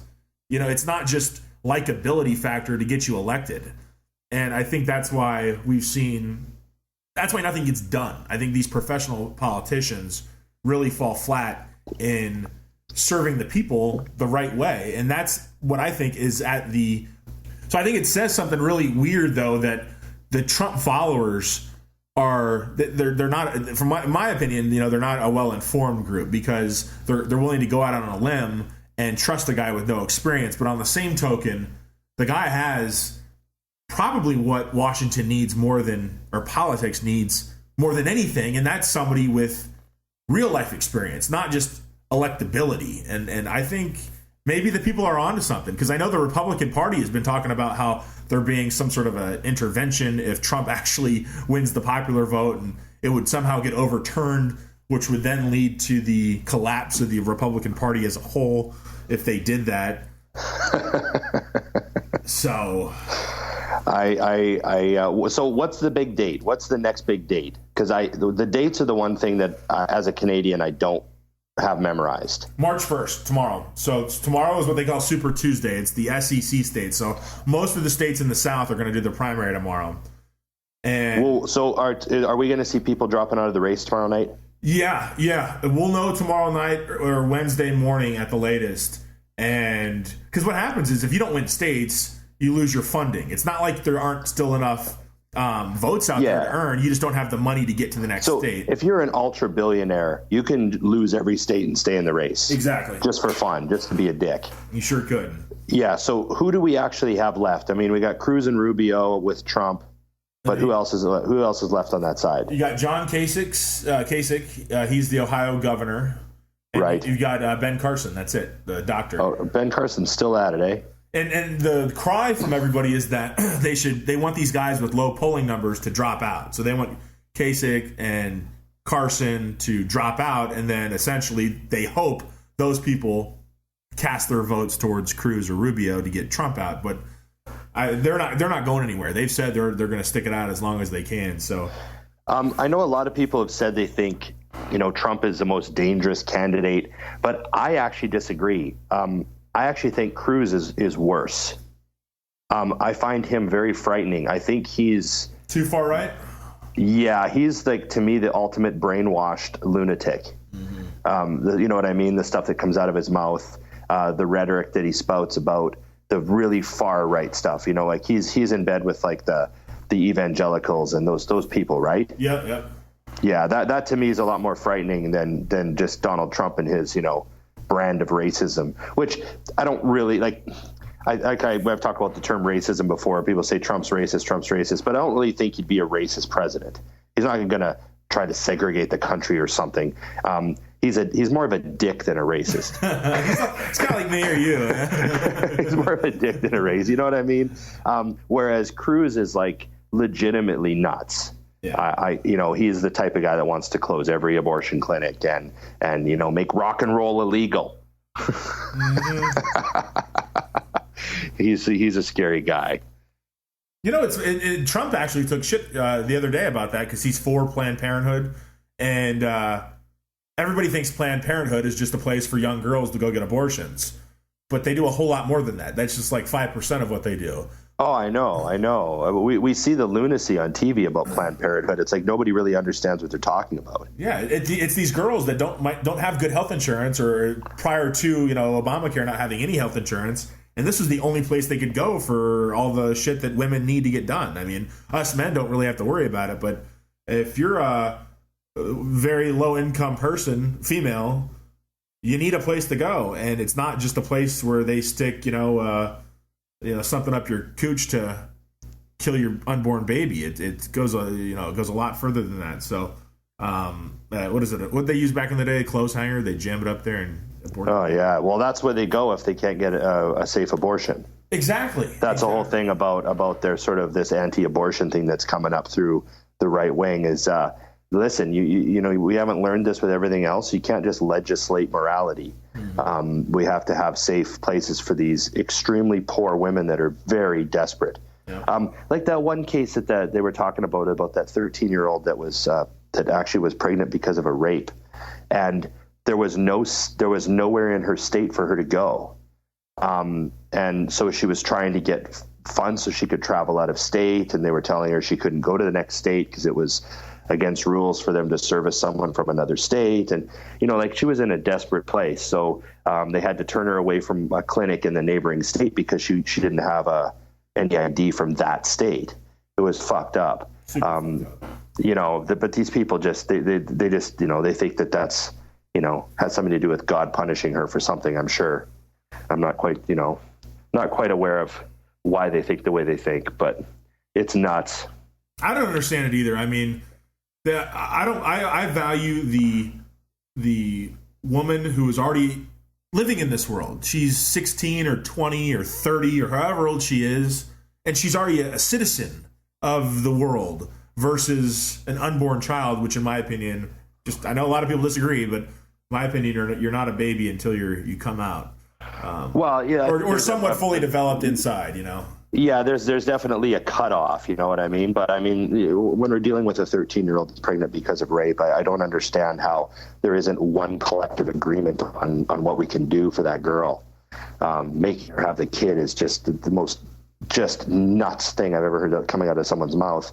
But these Republicans that are against all abortions of every single possible kind, I'd like to see what happened if someone in their family wound up in that situation. Well, just to play devil's advocate, they might say, well, the 13-year-old can have the baby and then give it up for adoption to a family that is equipped to raise it. What are your thoughts on that? Well, yeah, that 13-year-old shouldn't have to have that experience. She shouldn't have to have the child of a rapist. That's another thing too. Is let's just sort of do away with unnecessary DNA. That's my opinion. If you're pregnant from a rape, let's just call it a mulligan.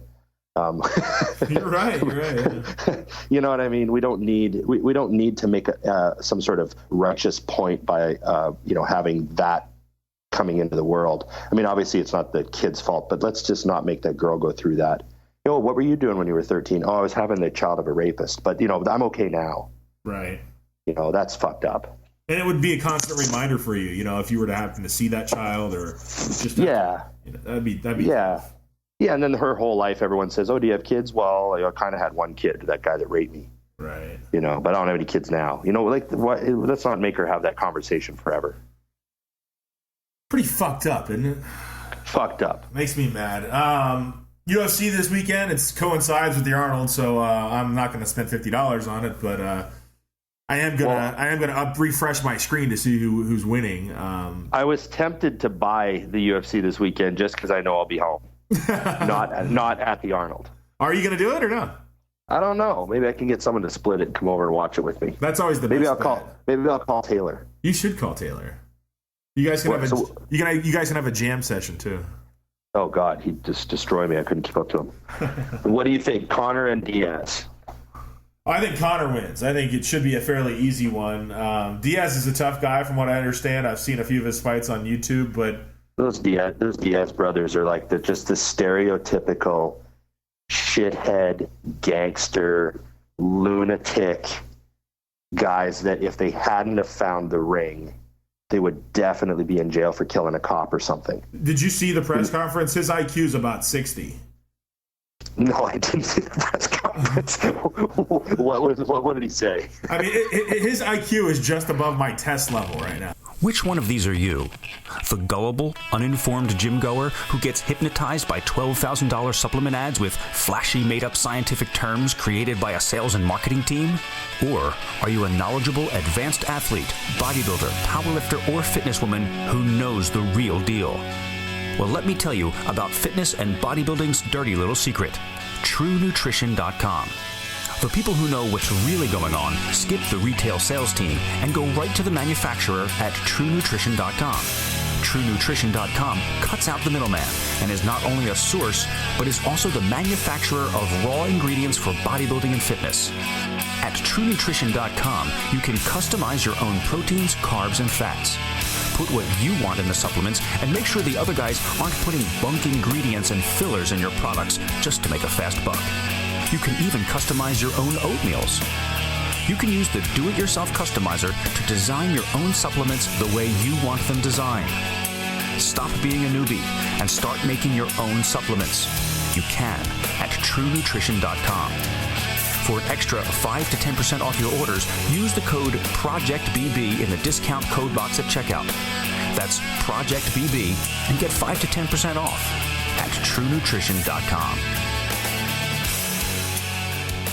Project Bodybuilding fans, please welcome latest sponsor to this site, Rise From The Fall. Visit them at risefromthefall.com. Who are they? Well, they sell the hottest fitness apparel out today. We're talking about tanks, t-shirts, hats, hoodies, pants, you name it. Sizes are in men's and women's, large and small. You won't find lame slogans on their clothes. We're not talking about killing or murdering or being hardcore. I just can't stand that stuff, and I don't want to see anybody wearing it, so we're not going to have that on the site. We don't put up with that at Projectbodybuilding.com, and neither should you. But what I do like about their clothes, they're all hand-pressed, they're all made locally in the USA, and the best of all, wait for it, their owners, Jillian and Brandon, are from the state of Delaware, just like Deli Meat Dave. More reason to buy from risefromthefall.com. Use discount code RISEFROM15 at checkout for an extra 15% off. It's RISEFROM15. Once again, it's www.risefromthefall.com. It's not just an apparel company. It's one that we love. It's a Project Bodybuilding chance for you guys to look good in the gym and do it in style. Don't be douchey. RiseFromTheFall.com.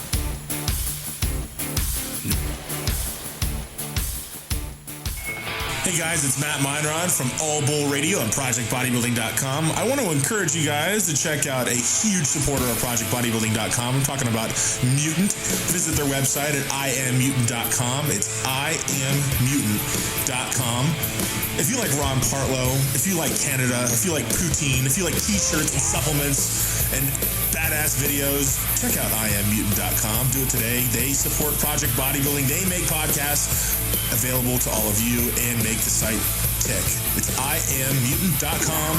Support them. You're supporting us. immutant.com.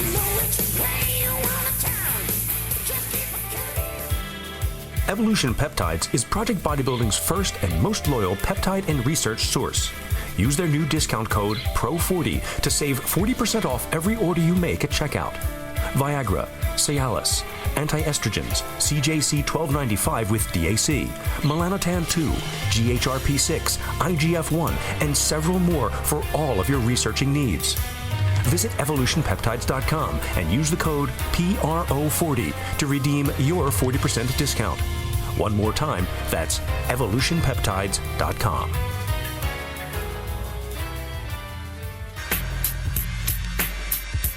Project Bodybuilding is proud and honored to welcome Dynamic Muscle to the site. Introducing Kai Green's official line of supplements, including the pre-workout Savage Roar, the pump producer Gamma Ray, the potent fat burner Eviscerate, and his testosterone enhancer Warbringer. Visit dynamicmuscle.com, where thoughts become things. Ladies and gentlemen, John Meadows has come to ProjectBodybuilding.com. We're very, very excited to have John's entire brand represented at ProjectBodybuilding.com. We're talking about his Mountain Dog Diet app, available on Android and iTunes. Access to Mountain Dog workouts and videos. Watch what the pros are doing in detail, along with a full list of Mountain Dog approved exercises. Take your physique to the next level right on your phone or tablet. It's the Mountain Dog Diet app, available on both Android and iTunes. John is also, of course, promoting MountainDogDiet.com, where you can find exclusive interviews, monthly workouts and articles, a detailed monthly Q&A, advanced nutrition, and more. Only $14.99 a month. It's MountainDogDiet.com.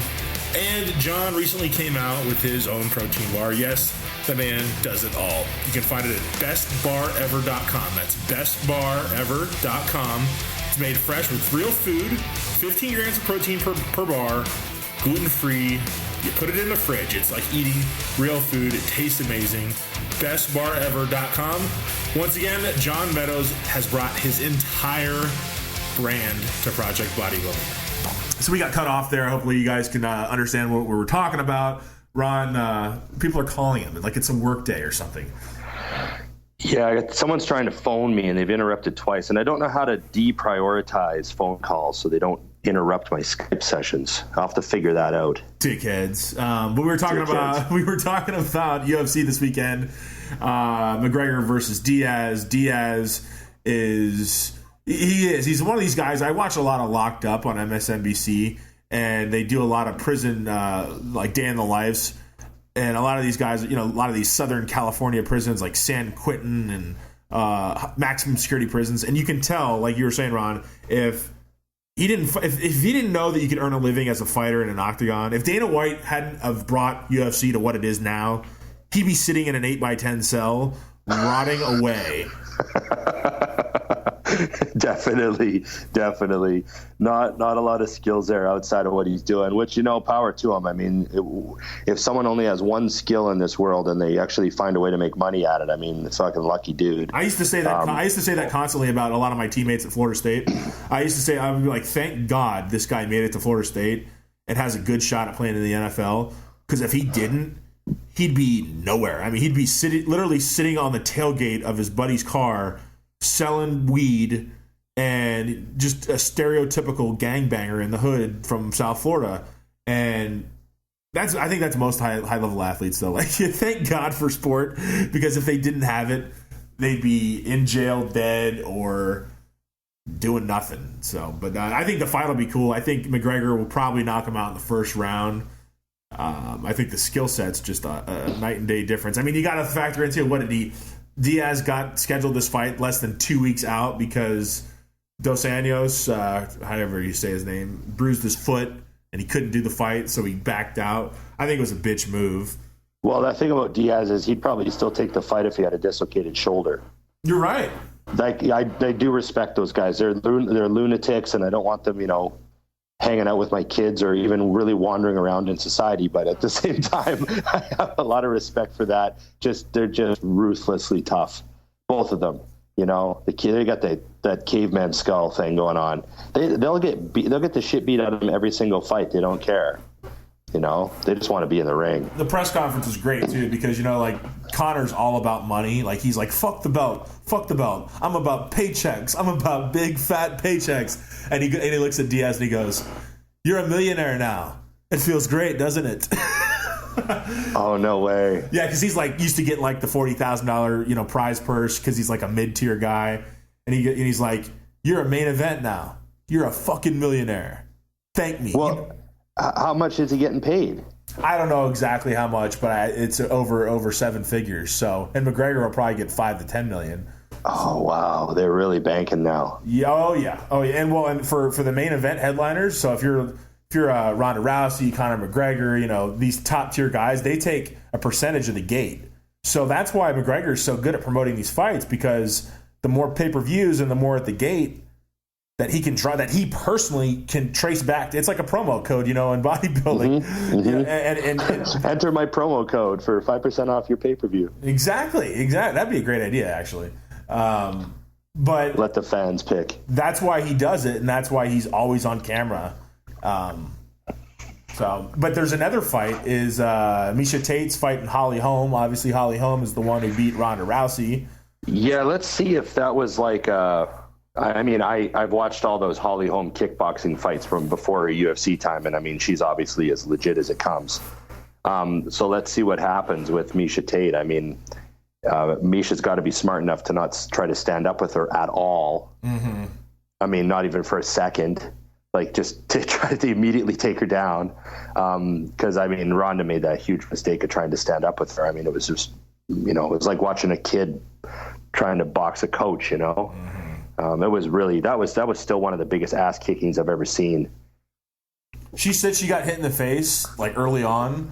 And never got it back. She said she felt like she was just like a zombie floating out there and nothing was working. And she said her jaw rattled, and that was it. She said she lost her spatial awareness. Yeah. Of where her hands were. She didn't know distance. She didn't know time.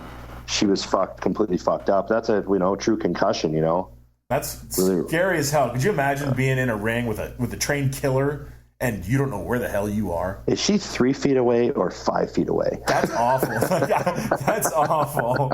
That's like my nightmare, actually. I see. I'm looking at our topic list. Yeah. And we've really done a good job burning through this shit this episode. We did really good. And I only see 2 more left. What do you got for me?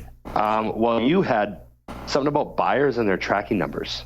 Oh, it just drives me nuts, because my wife does a lot of customer service stuff in her job, and obviously being a lead, I guess I'm like a liaison between the sponsors and the customers with Project Bodybuilding, and it's just so funny to me. It doesn't matter what industry it is, whether it's the supplement industry or what she does in selling of apparel and equipment for Wilson Sporting Good, to you name it. I mean, every industry is the same, and it's because consumers are getting so spoiled with fast turnaround times that I'm convinced that a buyer of a product is more consumed and concerned with customer service and speed of arrival than they are quality of the product. So I think people would honestly rather have an inferior product delivered to them in 1 day than a great product delivered to them in 7 days.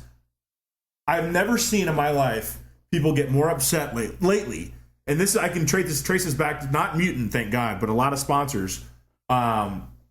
If they don't get back to somebody on an email in 2 or 3 days, you'd think the company just stole their money.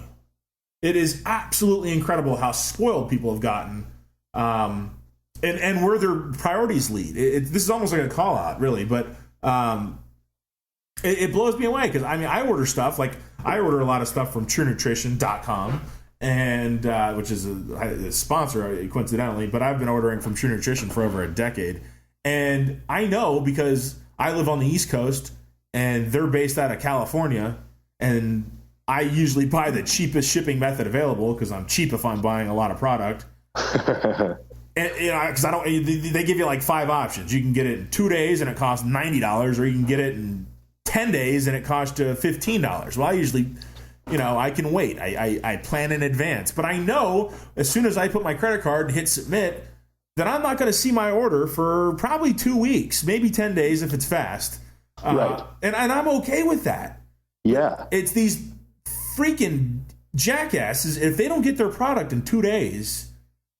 Oh, we get complaints too. Like, I hear the customer service guy that we have, I hear him fielding calls sometimes. And, someone will go on the shop and order something at 6 p.m., right? 6 p.m. our time, which means there's nobody in the office. Right. Means there's nobody in the warehouse. So they'll place the order 6 p.m. on a Monday. So to them, they've placed it or even better, how's this, on a Friday? So to them, they placed their order on Friday. And then on Tuesday, they'll call. They'll say, it's been 4 days since I ordered. Where's my fucking order? Mm-hmm. I'm like, well, you placed it Friday at 6. So our warehouse was empty. So when the guys came in on Monday, they started going through the online orders. They started filling them. They had them all filled and packed, and probably most of them shipped out by Monday afternoon with the last shipment that went out. Which means that today, Tuesday, your product is probably getting put on an airplane somewhere. It'll probably be to you by Thursday. But they think it's been 4 days since they ordered.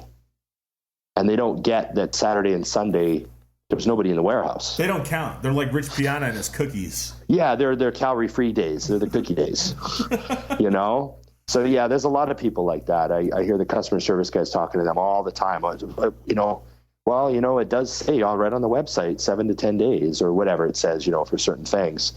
But they think that, 4 of those days have already gone by. Where's my fucking, 2-pounder? So they're pretty, a lot of people are very impatient. I got to say, I ordered some Tudka. Did you? From Powders. Yeah, I got Tudka from Powder City. And they said it would be here March 6th, and it came on February 26th. So they were ahead of the game. Wow. So they did the veteran trick, which is promise long, deliver before that. So now, it took 2 weeks to get it, and I thought that was fast because they did the 3-week promise. Mm-hmm. So I got to say thanks to Powder City, I'm, hoping to heal up my liver. I hope your liver gets healed up too. I don't need that thing going cirrhosis on us. No, it's fine. I'm looking forward to seeing if the Tudka does bring my enzymes down, though. What do you get? Are you going to do labs soon and test it out? Yeah, I'm going to give it 6 weeks. Yeah, that'll be good. So what's our final topic? Hit me with it. We'll end the show. Well, yeah. Before we wrap up, I just want to give a quick TV update. I want to once again thank you for Homeland. We're midway into season 2. We just saw Brody get arrested in the hotel room. Oh, what happens? Right, I can't even remember. Well, remember that video that video file gets found on that card. Right, where he confesses. Yeah. And Saul brings it back from Beirut, and they do the sting in the hotel, and then Carrie kind of loses her cool and blows the sting, but they have to arrest him anyways. Right.